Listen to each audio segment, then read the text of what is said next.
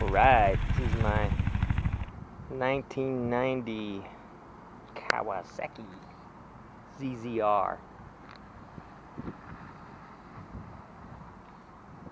I picked it up for not a song, but for a decent price. It's got some corrosion on it. It's gonna be my project bike, so I'm gonna piece by piece, one at a time, clean it up, take it apart, clean it up. But yeah, she'll get up and go. It's from what I can tell, it's mostly stock, all stock pretty much, besides maybe these pink grips. But yeah, it's got some miles left on it. Definitely a lot of corrosion. I'll take all that apart and clean it up, maybe repaint it. But it's a good bike. Yeah, some life left on the tires a little bit. So let's ride.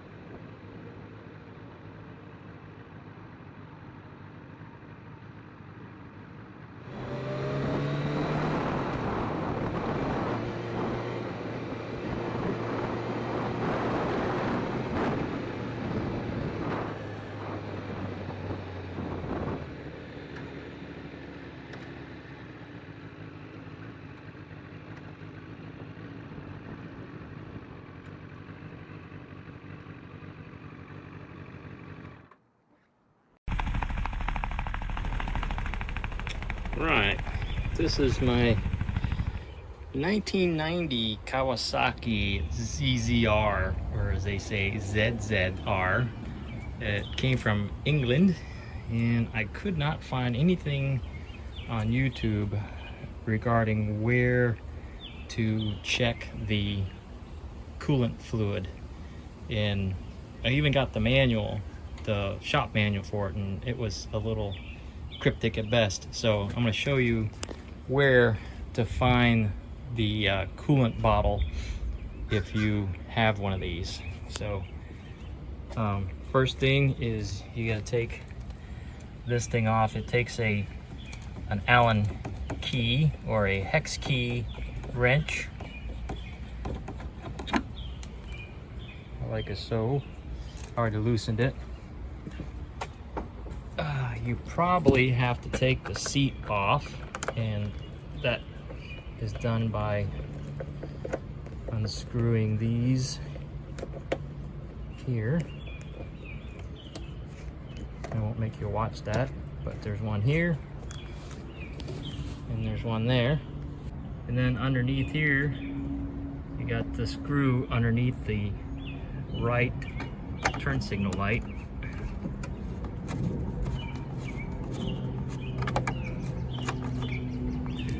And then right here you kind of grab it right there, pull it out. There's a little peg that goes in there, and then there's also a peg behind here. Now this is cracked, but it connects under the seat, so that's why you got to take the seat off. So let me do that real quick. All right, so these are 12mm bolts, so you need a 12mm socket, and then this handle comes right off. And if it wasn't cracked, you would have to remove that screw, but yeah,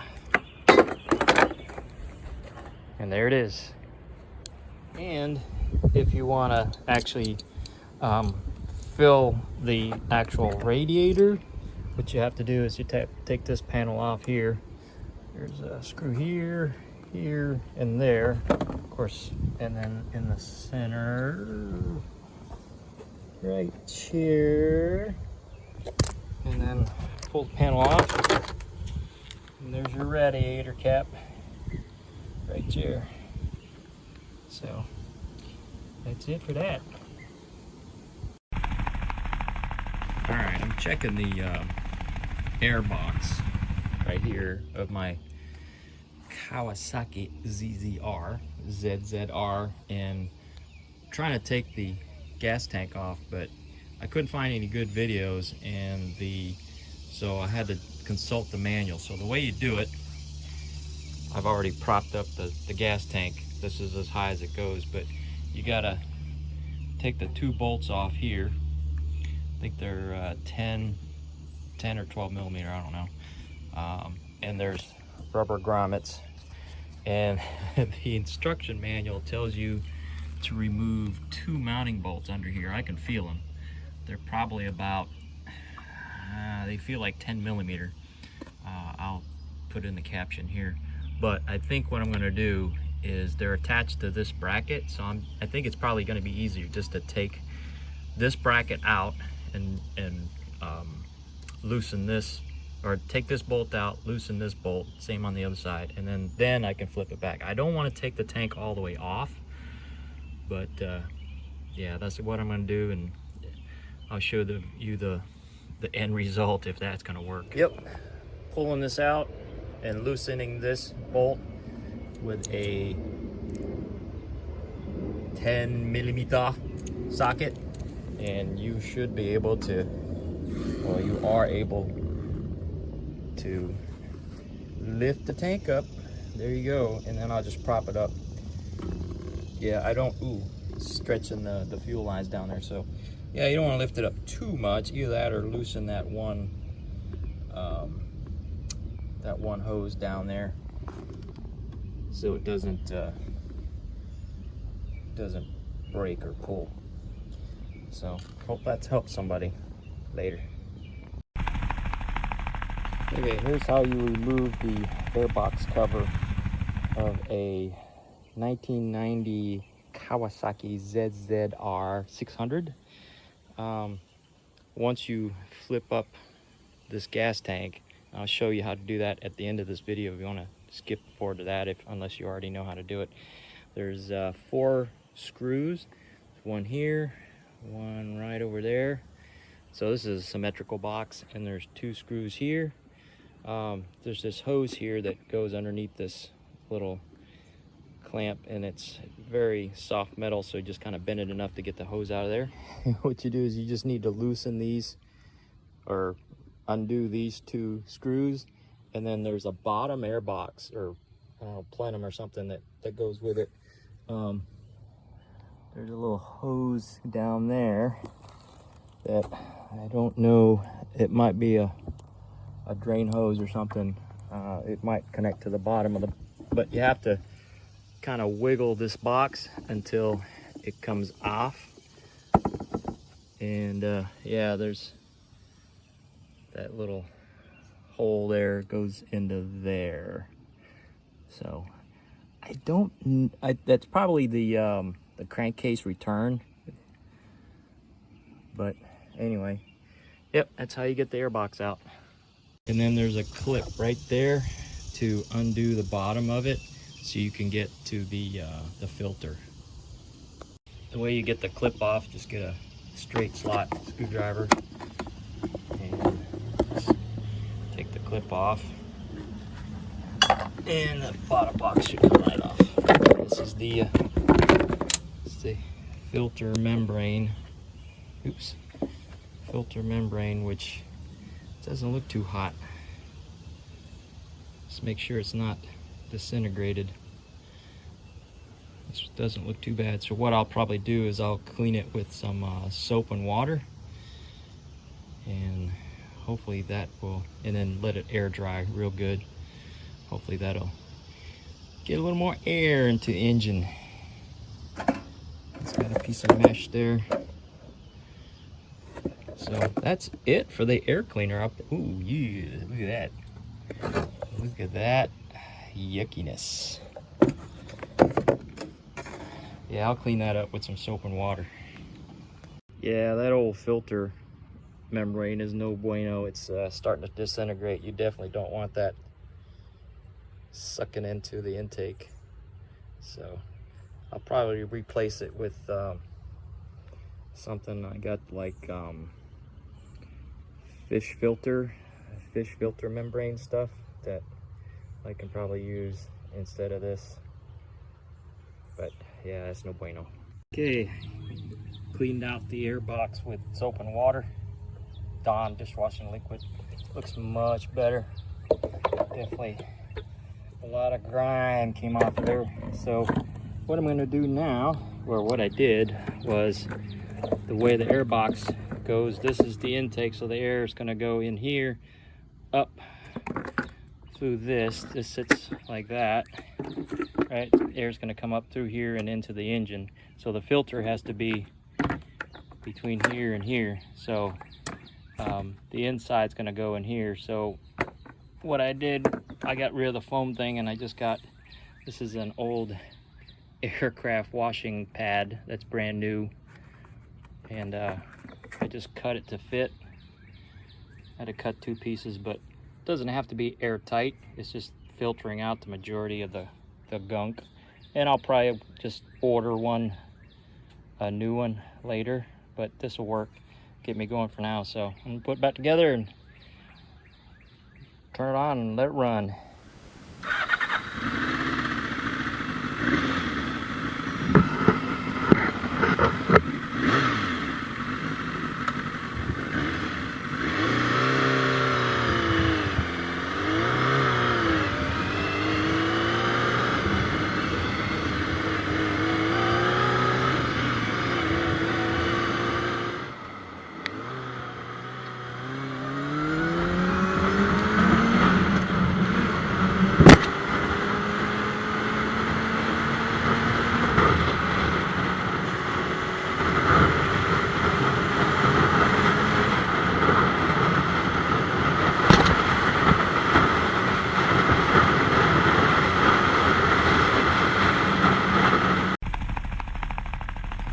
On a 1990 Kawasaki ZZR600.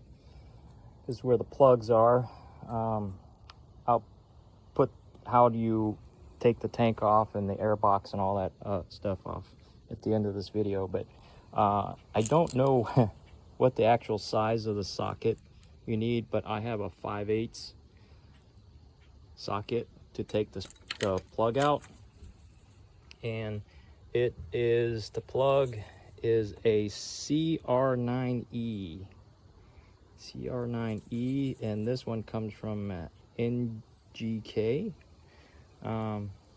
It's got some life left to it, but I made sure the gap was fine. I have to see what the black indicator, it was a little bit oily too, which kind of concerns me, but it's not burning oil that I know of. I'm not getting white smoke out the tailpipe, but the gap I set at 30 thousandths, and so that's pretty much it. Put it back in, get your socket here.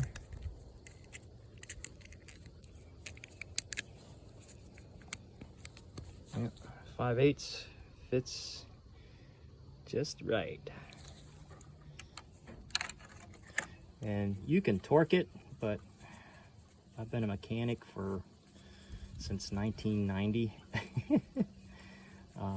And you just know how much. So for disclaimer, you should consult your repair manual, to see how tight you should torque it down. But I use snug and a 1/4 turn, so I just get it down to where it doesn't move anymore, and then give it an extra 1/4 turn. All right, so it's not moving, it's not finger tight anymore. So from here, you set your wrench at either 0, 90, 180, or 270. So here I'm at 180, so I'm gonna take the wrench to 270. And if it doesn't go, it doesn't go. That's about it. It's only going about 45 degrees, and you don't want to snap these because it is a pain to get out. So I'll give it just a little nudge, and I can feel the crush washer going, and that's it. You don't want it any tighter than that. I don't want it any tighter.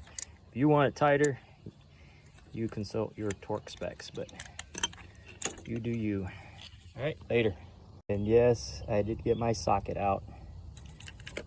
So when you're done, I recommend you just do one at a time, so you don't lose track of which plug wire goes there, where. Go in there until you can hear it kind of ratchet. And that's how you check your plugs or change your plugs later. All right, I'm checking the air box right here of my Kawasaki ZZR, and trying to take the gas tank off, but I couldn't find any good videos, and so I had to consult the manual. So the way you do it, I've already propped up the gas tank. This is as high as it goes, but you gotta take the 2 bolts off here. I think they're 10 or 12 millimeter, I don't know. And there's rubber grommets, and the instruction manual tells you to remove 2 mounting bolts under here. I can feel them. They're probably about they feel like 10 millimeter. I'll put in the caption here, but I think what I'm going to do is they're attached to this bracket, so I think it's probably going to be easier just to take this bracket out and loosen this, or take this bolt out, loosen this bolt, same on the other side, and then I can flip it back. I don't want to take the tank all the way off, but yeah, that's what I'm going to do, and I'll show you the end result, if that's going to work. Yep, pulling this out and loosening this bolt with a 10 millimeter socket, and you should be able to, well, you are able to lift the tank up. There you go, and then I'll just prop it up. Yeah, I don't, stretching the fuel lines down there, so yeah, you don't want to lift it up too much. Either that or loosen that one hose down there, so it doesn't break or pull. So hope that's helped somebody. Later. Okay, just kind of a side note here. top the engine of my 1990 Kawasaki ZZR. A little dirty, and so I'm gonna clean it off, just see if it helps look for problems. But you want to keep everything in place. These are the plug wires. I keep everything in place, and what I use to get all the grease or loosen up the grease and grime, just good old kerosene. I actually saw this tip on a guy cleaning a motorcycle chain, and it makes sense because kerosene has a higher flash point, so it's not as volatile as, say, other solvents like acetone or gasoline. And from what I can recall, don't quote me on this, it's non-conductive, so it shouldn't hurt your electronics should you get a little bit in the electronics.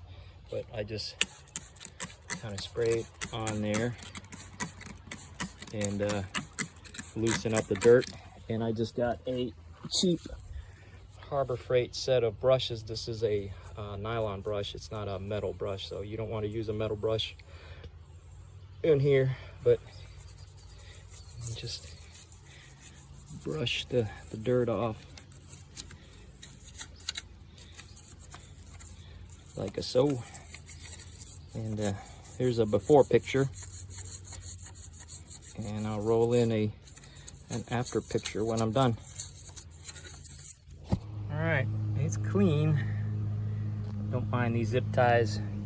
They're just holding the coils on because they're kind of floppy. So I just zip tied them in place as an insurance policy. But it looks much better. I wiped it down and I blew it out with some air. So if you want to clean your engine, that's what you do. Later. Okay, if anybody's wondering how to change the idle speed on your 1990 Kawasaki ZZR600 D model, what you have to do is, there's the front of the bike there, you reach your hand into this little opening here, and if you look in there, this is the idle set screw here. See that moving? And I'll show you what it looks like with the gas tank removed. It's this little doohickey right there. So basically you reach your hand in there, make sure its engine is relatively cool, and then you I think clockwise idle up, counterclockwise or anti-clockwise idle down. So that's where that thing is. I couldn't find it in the repair manual. It says you got to take it to a dealership to fix all that, but yeah, don't do any of that. But hope that helps somebody. Right there. All right, so what I'm gonna do is I'm gonna adjust that idle screw now. So if I turn it clockwise, it's gonna idle up. If I turn it anti-clockwise or counterclockwise, it's gonna idle down. So I'll show you that. It's hot.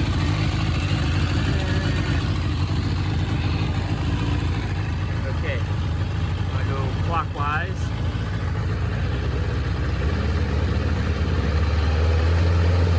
Now counterclockwise. So I want to let it idle about 1500, but it's still kind of cold, so I took it up to about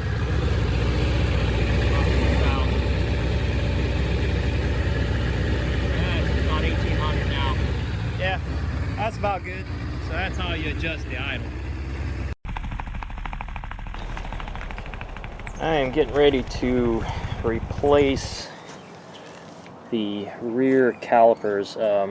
This looks nice, but that's because I cleaned it up. I removed it and cleaned up, but it is in pretty bad shape.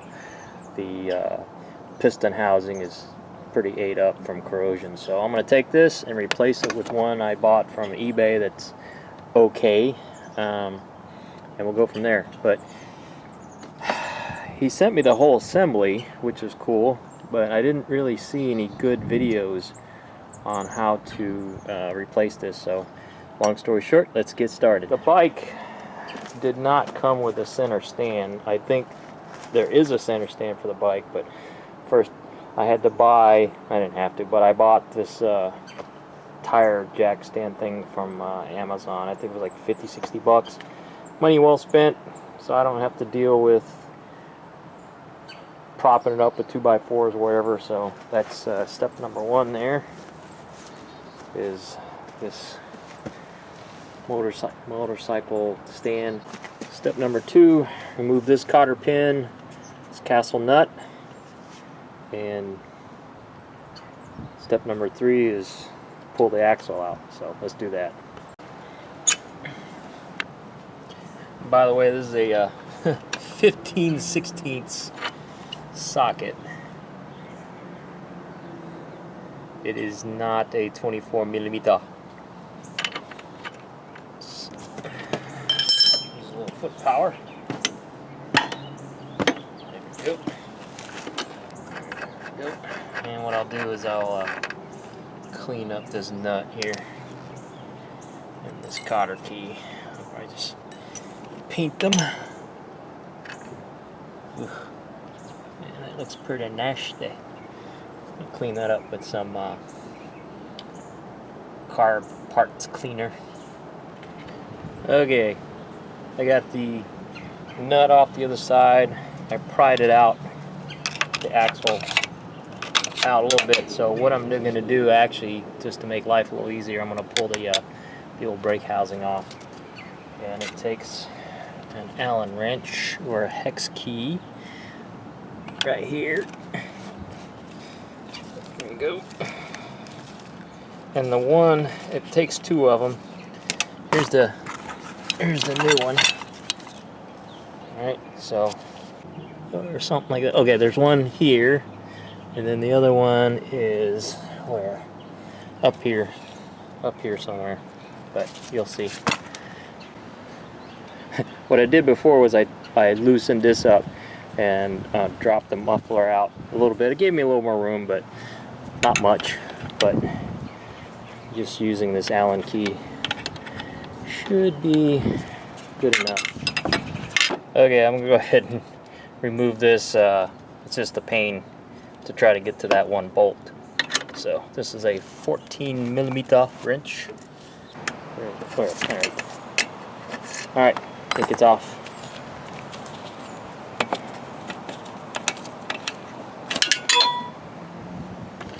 Okay, and this just comes right off.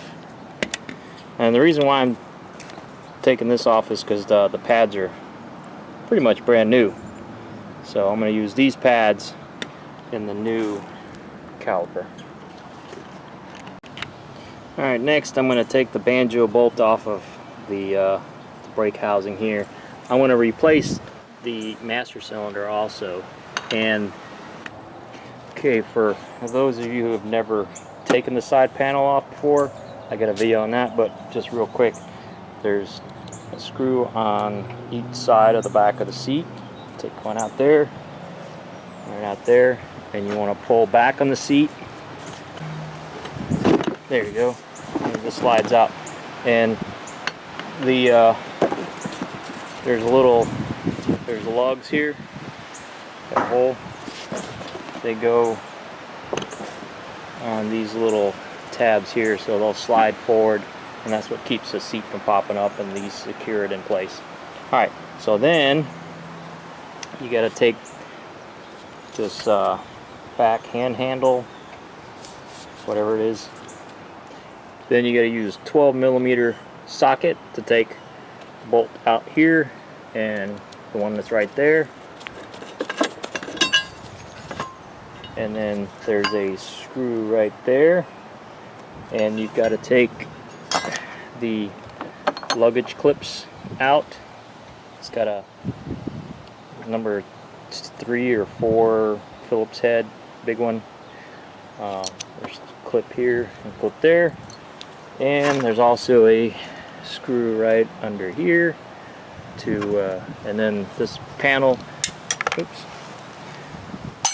and then you got to take that thing out. It's got a hex bolt on it, and then there's a a lug that's just pressed into a rubber grommet here, and I think that's it. It should come out. And one more thing, you gotta disconnect the turn signal light.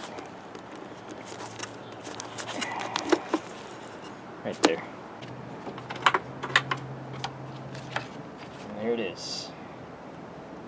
And here's your brake reservoir, one bolt, and then your master cylinder here, and your actuator. But yeah, I'll be taking all that out. So take the master cylinder out, take these two bolts out, it should come right out. And I think I just take the whole assembly out. Yeah, I shouldn't have to disconnect the banjo bolt. So let's do that. Okay, they're all 10mm bolts.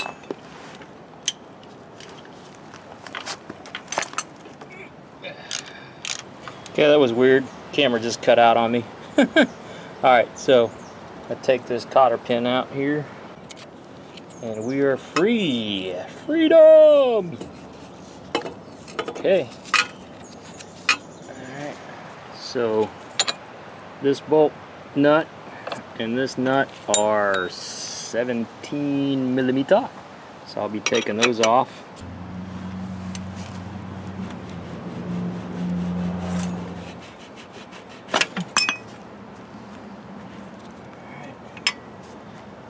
That's it. Got the axle out, and this piece should come right out. Yeah, I'm glad I made that decision to change this thing out. If anything, it's just dirty. It's a dirty, dirty dog. Okay, here's the before view of what the inside of these rear forks look like. It's absolutely disgusting. Alright, so I'll clean all that out.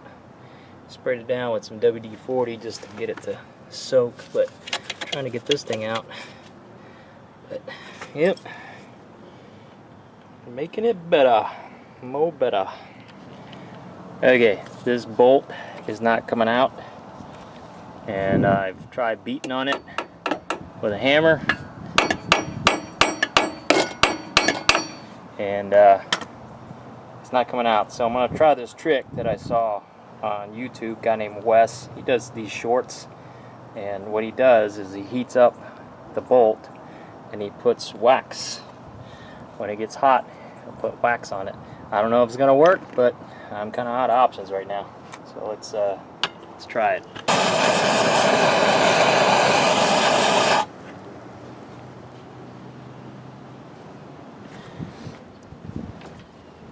Alright, so it worked. I was able to get this thing moving. So now I'm gotta cool it off so I can unscrew it. Yeah, look at all that rust coming out of there. Woo, doggies. That is nasty. Yeah, look at the back side of this thing is all cruddy. All cruddy. So, yeah, this thing is basura. Okay, I cleaned it up as good as necessary. It's gonna get dirty again. It ain't perfect, but it's better than it was. So now I'm gonna start the reassemblage, but do a little house cleaning first, and then we'll get back to it. Okay, so I got the the workings of the rear tire cleaned up. It was pretty nasty. You can see it's nice and clean now. I'll roll in a before picture of how grimy it was. And what I did was I just used good old kerosene and a toothbrush and a wire brush and got all that grime out. Still need to do a little wiping, but that's alright. It's cleaner than it was. I got the brackets and stuff painted just for corrosion resistance, not to really look pretty or anything. So let's put her back together. Okay, let's start with the linkage. The linkage here. I pulled the old bolt out and I just painted it, and I'm gonna Put a little grease on her, just to keep it from corroding or minimize the corrosion. Okay, I got the axle cleaned up. I'm just gonna put some grease on it. Here's the bushing that goes on the tire, so this is gonna take like 4 hands. So let me grease this up. Alright, so and now I gotta go through that doohickey. Now I gotta put the bushing. I believe this end goes towards the tire. Where's the chain? There we go. And I will be washing the chain when I'm done. Okay, here's a lesson for you. When you're trying to put the wheel back on, make sure the chain is above that bracket. Cause yeah, now it's, cause I was wondering, man, why can't I get the wheel on? Cause I couldn't pull it back far enough. Well, apparently the chain got stuck underneath that bracket, so I gotta take the damn wheel back off. Live and learn, right? Live and learn. So don't make the mistake I did. Okay, got the tire in, got the axle in, lined up the castle nut hole there, and that little tick mark is on the third, or that little groove is on the third tick mark in on that side, and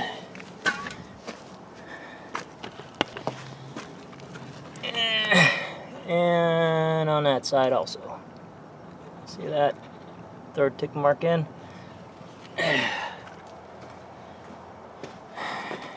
Now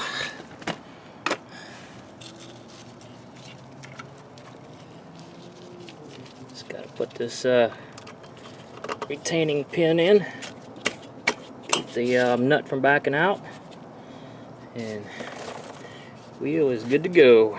Now all that work to put the master cylinder back in, or the brake back in. Alright. Whew. Yeah, here's the new caliper. I put the old brake pads, because they're still good, on there. So once I get everything together, hook up the banjo nut to the master cylinder, and we bleed the brakes.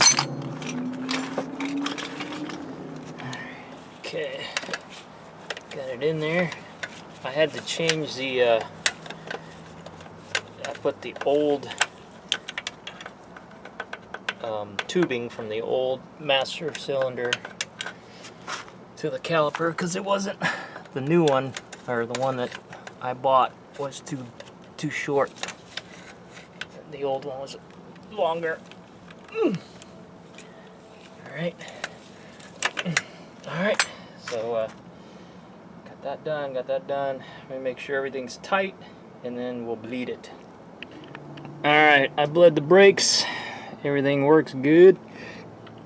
I didn't show you bleeding the brakes, but it's pretty straightforward. Basically, you put fluid in here, you pump this a few times, and then you hold it down, and I think it's a 8mm wrench, and you open that while you're leaving the pedal down, and then tighten it, and then keep pumping it until fluid comes out. You know, keep pumping it, open, pump, open, until the fluid comes out of both of these nipples, and then you can feel pressure on there.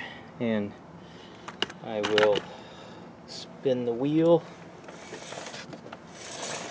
and now the wheel won't turn. Just like that.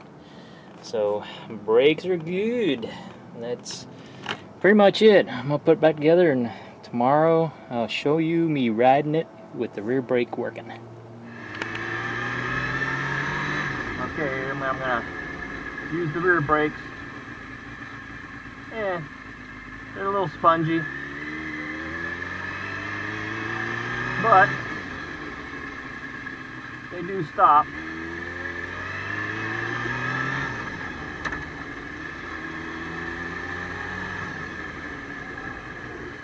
front brakes work great though.